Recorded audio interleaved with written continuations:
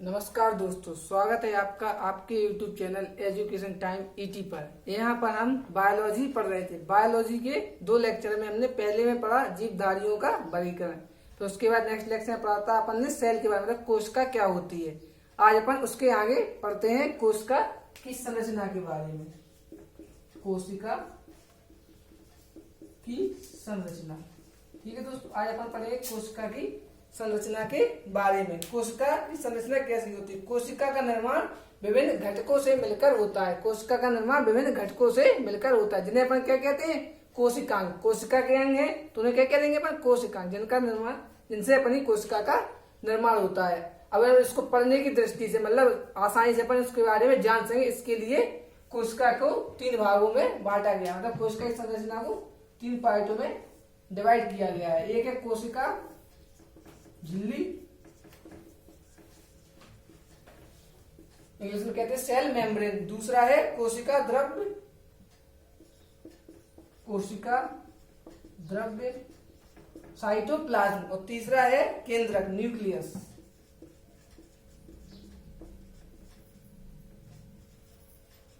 ठीक है, इनके बारे में अपन को पढ़ना। कोशिका संरचना अपन इनके बारे में डिटेल में पढ़ेंगे। ये इनके सभी का अपना अलग विशिष्ट कार्य होता है, सभी का अपना एक स्पेशल काम होता है जो अपना ये लोग करते हैं। कोशिका झिल्ली अपना अलग काम करेगी, कोशिका द्रव्य का कुछ काम होगा वो अपना खुद अलग काम करेगा, और केंद्रक का अपना जो काम होगा वो अलग, मतलब सबके लिए कोई स्पेशल कार्य है। एक सब मिलके एक जीवित संरचना का निर्माण करते हैं। सबसे पहले जानते हैं अपन कोशिका झिल्ली के बारे में। ठीक है, देखो उसके पहले जान लेते हैं कोशिका द्रव्य। कोशिका द्रव्य को अपन क्या कहते हैं? जीव द्रव्य या प्रोटोप्लाज्म भी कहा जाता है। कोशिका द्रव्य को जीव द्रव्य या प्रोटोप्लाज्म के नाम से भी जाना जाता है। अब देखते हैं अपन कोशिका झिल्ली के बारे में। कोशिका झिल्ली कैसी होती है? प्रत्येक कोशिका होती है, उसके बाहर एक परत पाई जाती है। अपन ने पढ़ा है, जैसे यूकेरियोटिक प्रोकैरियोटिक में बताया था। यूकेरियोटिक में एक आवरण पाया जाता है दोहरी झिल्ली नुमा, उसी को क्या कहते हैं अपन? कोशिका झिल्ली। प्रोकैरियोटिक में नहीं पाया जाता था, और केंद्रक और जीव द्रव्य एक दूसरे में मिक्स होते थे, अपन पहले लेक्चर में पढ़ चुके हैं। तो अपन कोशिका झिल्ली क्या होती है? जो दोहरा आवरण अपना पाया जाता है कोशिका के बाहर, उसी को अपन कोशिका झिल्ली या सेल मेम्ब्रेन कहते हैं। ठीक है, एक इसकी बनी होती है लिपिड और प्रोटीन की बनी होती है। इसके अंदर लिपिड और प्रोटीन अपना पाया जाता है। ठीक है दोस्तों, वैसे तो ये एक पतली झिल्ली के रूप में दिखाई देती है, लेकिन दोहरी झिल्ली के रूप में अपन इलेक्ट्रॉन सूक्ष्मदर्शी से देखेंगे तभी अपन को इसकी दोहरी झिल्ली दिखाई देगी। मतलब इसमें 2 परतें होती है, अपन को इलेक्ट्रॉन सूक्ष्मदर्शी द्वारा पता चलता है, जिनके बीच में छोटे छोटे छिद्र पाए जाते हैं। ठीक है दोस्तों, आगे बढ़ते हैं और इसके बारे में। इसका काम क्या होता है? यह भिन्न प्रकार के अणुओं को अपने अंदर और बाहर जाने से रोकती है, मतलब प्रवेश करने से रोकती है। यह अर्धपारगम्य झिल्ली होती है, मतलब सभी पदार्थ इसके अंदर प्रवेश नहीं कर सकते हैं। कुछ पदार्थ इसके अंदर प्रवेश करेंगे, कुछ पदार्थ इसके अंदर प्रवेश नहीं करेंगे। ठीक है दोस्तों, इसकी आकृति कैसी होती है? एक बहुत पतली, मुलायम और परतदार झिल्ली होती है, पतली होती है और सॉफ्ट होती है वो। ठीक है दोस्तों, अब आगे बढ़ते हैं अपन कोशिका भित्ति। इसी के अंदर क्या आती है अपनी? कोशिका भित्ति। कोशिका भित्ति के बारे में जान लेते हैं। कोशिका झिल्ली, और कोशिका झिल्ली क्या है? सजीव के अंदर, मतलब जंतु के अंदर पाई जाती है, और कोशिका भित्ति पादप कोशिकाओं में पाई जाती है। कोशिका भित्ति क्या है अपनी? उसमें एनिमल में पाई जाएगी, लेकिन कोशिका भित्ति अपनी प्लांट में पाई जाती है। कोशिका भित्ति, ठीक है दोस्तों, इंग्लिश में कहते हैं सेल वॉल। पादप कोशिकाएं चारों ओर एक मोटे और बड़े आवरण द्वारा घिरी होती है। इस आवरण को क्या कहेंगे अपन? कोशिका भित्ति। कोशिका भित्ति किसकी बनी होती है? सेल्यूलोज की। कोशिका भित्ति मुख्य रूप से सेल्यूलोज की बनी होती है। कोशिका झिल्ली किसकी बनी थी अपनी? लिपिड और प्रोटीन की। ठीक है दोस्तों, यह पारगम्य होती है। कोशिका झिल्ली क्या थी? अर्ध पारगम्य। कोशिका भित्ति क्या होती है? पारगम्य होती है। ठीक है दोस्तों, अब आगे बढ़ते हैं। एक कोशिका झिल्ली की रक्षा करती है। पादपों के अंदर कोशिका झिल्ली है, उसके ऊपर अपनी कोशिका भित्ति है, तो यह कोशिका झिल्ली की रक्षा करेगी। कोशिका भित्ति एनिमल्स में नहीं पाई जाती है। ठीक है, अब आगे बढ़ते हैं और इसके अब पढ़ते हैं अपन कोशिका द्रव्य के बारे में। कोशिका द्रव्य के बारे में पढ़ते हैं। कोशिका द्रव्य क्या होता है? जीव कोशिका द्रव्य को अपन क्या कहते हैं? जीव द्रव्य या इंग्लिश में प्रोटोप्लाज्म भी कहते हैं। जीव द्रव्य क्या होता है? कोशिका भित्ति होती है अपना कोशिका झिल्ली, और केंद्रक के बीच में पाया जाता है। एक चिपचिपा पदार्थ होता है। कहाँ पाया जाता है? केंद्रक और कोशिका झिल्ली के मध्य में पाया जाता है अपना कोशिका द्रव्य। इसमें क्या क्या होते हैं? एक किससे बना होता है? इसमें आकार में पदार्थ भी पाए जाएंगे अपने, और कार्बनिक पदार्थ भी पाए जाते हैं। कार्बनिक पदार्थ, अकार्बनिक पदार्थ क्या है? कार्बनिक पदार्थ और अकार्बनिक पदार्थ।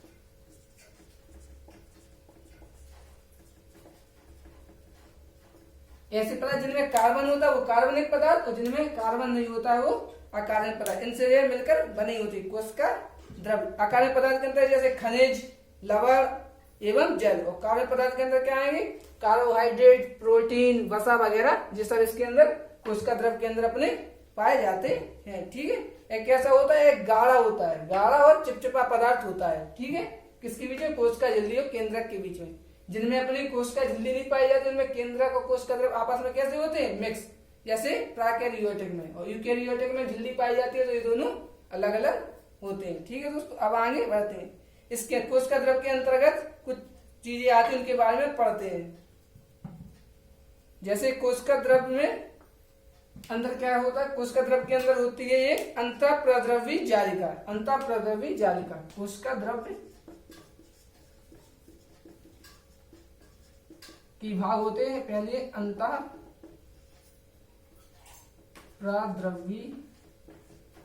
जालिका। ठीक है दोस्तों, अब इसके बारे में जानते हैं। इंग्लिश में इसका नाम है एंडोप्लाज्मिक रेटिकुलम। ठीक है, जंतु एवं पादप कोशिकाओं के कोशिका द्रव में अत्यंत सूक्ष्म शाखित झिल्लीदार अनियमित नलिकाओं का बना यह जाल होता है। कैसे? कोशिका द्रव सूक्ष्म है, शाखित है, नलिकादार एक जाल बना होता है, उसे अपन क्या कहते हैं? अंतःप्रद्रवी जालिका। जाल है तो उसे क्या बोलते हैं अपन ने? जालिका। ठीक है, अब आगे बढ़ते। इसके भी दो भाग। अंतःप्रद्रवी जालिका के अंदर क्या है? एक चिकनी अंतःप्रद्रवी जालिका होती है, एक खुरदरी अंतःप्रद्रवी जालिका होती है। इनमें बस दो इंपॉर्टेंट चीज। चिकनी वाली में वसा और कार्बोहाइड्रेट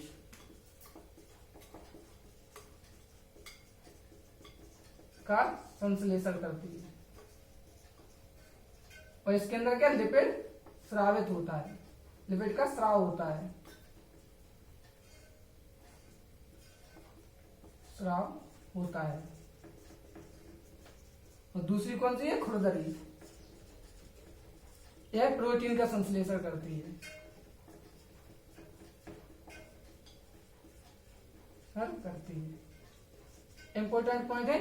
अगर कुछ अंतःप्रद्रवी जालिका में किसका संश्लेषण होता है? तो कार्बोहाइड्रेट, वसा और प्रोटीन का। लेकिन कार्बोहाइड्रेट और वसा कौन करती है? चिकनी अंतःप्रद्रवी जालिका। और खुरदरी अंतःप्रद्रवी जालिका किसका करती है? अपने प्रोटीन का संश्लेषण। लेकिन चिकनी के अंदर अपना लिपिड का स्राव भी होता है, मतलब लिपिड के स्राव के लिए उत्तरदायी है। ठीक है दोस्तों, अब आगे बढ़ते हैं। एक इंपॉर्टेंट पॉइंट और है खुरदरी अंतःद्रवी जालिका के लिए। इसमें राइबोसोम भी पाए जाते हैं, और चिकनी में राइबोसोम नहीं पाए जाते हैं। ठीक है, अब आगे बढ़ते हैं राइबोसोम की तरफ। अब इसके अंदर अपन ने राइबोसोम है, तो राइबोसोम के बारे में जानते हैं। राइबोसोम किसमें पाए जाते हैं? खुरदरी अंतःप्रद्रवी जालिका अपने राइबोसोम पाए जाते हैं। तो राइबोसोम क्या होते हैं? राइबोसोम अंतःप्रद्रवी जालिका में पाए जाते हैं। उसमें भी खुरदरी अंतःप्रद्रवी जालिका अपने राइबोसोम पाए जाते हैं। कल बता चुके राइबोसोम की खोज किसने की थी? पेलिड ने 1955 ईस्वी में। कल के अपन लेक्चर में पढ़ा अपन ने राइबोसोम की खोज किसने की? पेलिड ने 1955 ईस्वी में। ठीक है दोस्तों, इसकी एक इसका बना होता है, इसकी रचना होती है प्रोटीन और आरएनए से। प्रोटीन और आरएनए से बना होता है अपना राइबोसोम, प्रोटीन प्लस आरएनए। ठीक है, राइबोसोम प्रोटीन संश्लेषण में भाग लेता है। राइबोसोम किसमें था अपना? खुरदरी अंतःप्रद्रवी जालिका। वो किसके लिए उत्तरदायी थी? प्रोटीन के संश्लेषण के। तो प्रोटीन संश्लेषण किससे हो रहा था? उसमें राइबोसोम के कारण अपना प्रोटीन का संश्लेषण हो रहा था। प्रोटीन प्लस आरएनए से बना होता है। प्रोटीन का संश्लेषण में कौन मदद करता है? खुरदरी अंतःप्रद्रवी जालिका, राइबोसोम। ठीक है, अब आगे बढ़ते हैं। अब पढ़ते हैं अपन गोल्जी काय के बारे में। गोल्जी काय क्या होती है? गोल्जी काय,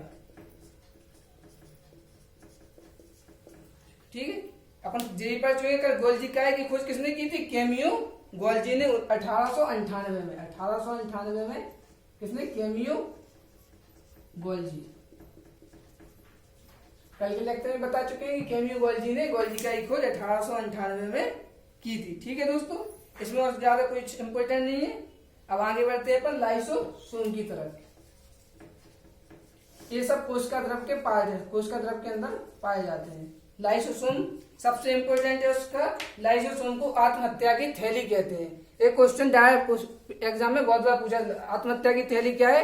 लाइसोसोम। लाइसोसोम को क्या कहते हैं? आत्महत्या की थैली कहा जाता है। ठीक है दोस्तों, इसकी खोज किसने की थी? डी दवे ने 1958 ईस्वी में। यह बहुत ही सूक्ष्म कोशिका, मतलब इसकी संरचना बहुत ही सूक्ष्म होती है, इसको माइक्रोस्कोप से ही देखा जा सकता है, नॉर्मल आंखों से इसे नहीं देखा जा सकता है। इसमें क्या क्षमता होती है? जीव द्रव्य को, मतलब कोशिका द्रव्य को अपने अंदर नष्ट करने की क्षमता रखता है। जीव द्रव्य अगर लाइसोसोम में चला गया तो वो अपना नष्ट हो जाएगा। ठीक है, इसीलिए इसको आत्महत्या की थैली कहा जाता है। जीव द्रव्य नष्ट कर देगा ये तो इंसान की मृत्यु हो सके, इसलिए इसको क्या कहते हैं? आत्महत्या की थैली भी कहा जा सकता है। अब अपन आगे बढ़ते हैं माइटोकॉन्ड्रिया। सबसे इंपोर्टेंट माइटोकॉन्ड्रिया किसमें पाया जाता है? कोशिका द्रव्य के अंदर अपना पाया जाता है माइटोकॉन्ड्रिया। माइटोकॉन्ड्रिया, ठीक है। इसकी खोज किसने की थी? कल बता चुके हैं, अल्टमैन ने। अल्टमैन ने बताया था, इसीलिए अल्टमैन ने इसको क्या नाम दिया था? बायोब्लास्ट। अल्टमैन ने क्या बताया था? माइटोकॉन्ड्रिया का नाम बायोब्लास्ट, पर बाद में बेंडर नामक के वैज्ञानिक है, उन्होंने इसे माइटोकॉन्ड्रिया नाम दिया। ठीक है दोस्तों, अब आगे बढ़ते हैं। इसका आकार और आकृति क्या चेंज होती रहती है, इसका शेप एंड साइज परिवर्तनशील होता है, मतलब हर टाइम बदलता रहता है, एक सा नहीं रहता हमेशा माइटोकॉन्ड्रिया का। ठीक है, इसके आगे बढ़ते हैं। माइटोकॉन्ड्रिया को क्या कहते हैं? पावर हाउस कहते हैं, कोशिका का ऊर्जा गृह, कोशिका का power house of the cell कहा जाता है। माइटोकॉन्ड्रिया को क्या कहा जाता है? Power house of the cell, कोशिका का ऊर्जा गृह, ऊर्जा गृह, कोशिका का ऊर्जा गृह माइटोकॉन्ड्रिया को कहा जाता है।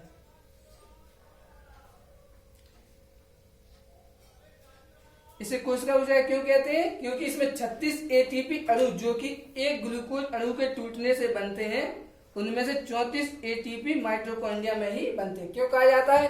एक ग्लूकोज का अणु है, उससे क्या 36 एटीपी अणु अपने टूटकर बनते हैं, जिनमें से 34 अपने माइटोकॉन्ड्रिया में बनते हैं, बाकी दो और दूसरी जगह बनते हैं। 36 में 34 एटीपी में बनते हैं, मतलब सबसे ज्यादा एनर्जी कहाँ पे पहुंच गई? अपनी माइटोकॉन्ड्रिया के अंदर। अब जब एनर्जी ऐसे मैं तो उसको क्या कहेंगे? कोशिका का ऊर्जा गृह अपन कह देंगे। ठीक है दोस्तों, अब बढ़ते हैं आगे की तरफ।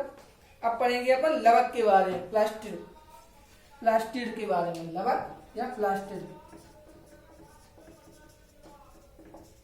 लवक क्या होते हैं? लवक क्या है? मेन पौधों में पाए जाते हैं, ठीक है, पादपों में लवक। लवक भी 3 प्रकार के होते हैं। कौन कौन से? अवर्णी लवक, वर्णी लवक और हरित लवक। लवक के टाइप कौन कौन से हैं? लवक अवर्णी लवक, वर्णी लवक और हरित लवक। ठीक है दोस्तों, अवर्णी लवक से देखो नाम से ही पता चल रहा है, अवर्णी लवक में जिनमें रंग नहीं पाया जाता, जो रंगहीन होते हैं, इन पौधों भागों में पाया जाता है जहाँ सूर्य का प्रकाश नहीं पहुंच पाता। अवर्णी लवक कहाँ होते हैं? जहाँ पर सूर्य का प्रकाश अपना नहीं पहुंचेगा, उन्हें अपन अवर्णी लवक। वर्णी लवक क्या है? रंगीन होते हैं। वर्णी मतलब रंग, तो वर्णी लवक कैसे? रंगीन। इन्हीं के द्वारा प्रकाश संश्लेषण की उपस्थिति में पादप अपना भोजन बनाते हैं। हरित लवक क्या है?